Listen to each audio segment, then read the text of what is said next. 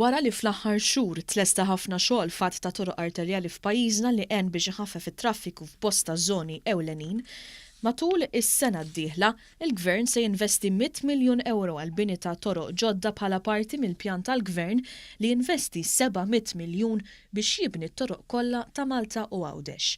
Il-Ministru għall-Finanzi qal li l-investiment li se jsir is-sena d-dieħla juri biċ-ċar l-importanza li lest joffri l-Gvern lil dan il-qasam li kien ilu fuq fom kulħadd għal 20 ta' snin.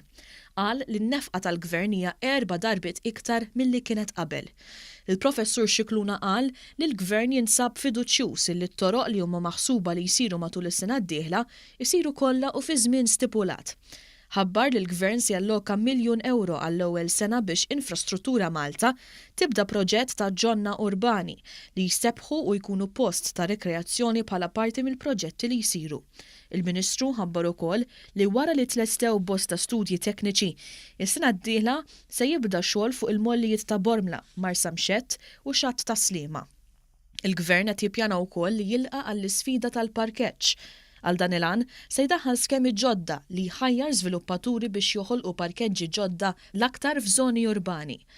Il-Ministru għall-Finanzi ħabbar ukoll li mis-sena d-dieħla is-servizz ta' trasport b'xejn bit-Tallinja Card se jkun jista' jibqa' jintuża minn dawk li għalqu l-20 sena iżda jkunu għadhom studenti full-time.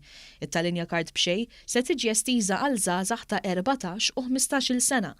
Il-budget tas-sena d-dieħla se jwettaq b'mod sħiħ il-weda tal-Gvern li jrott lura il-VAT li tħallset żejda fuq reġistrazzjoni tal-vetturi bejn Mejju tal-2004 u l-2008. Fil-fatt tas-sena d-dieħla, il-Gvern alloka 4.9 miljun euro għal min irreġistra l-vetturu fl-2008 biex bekk ikun rat lura 25 miljun euro lill-familji.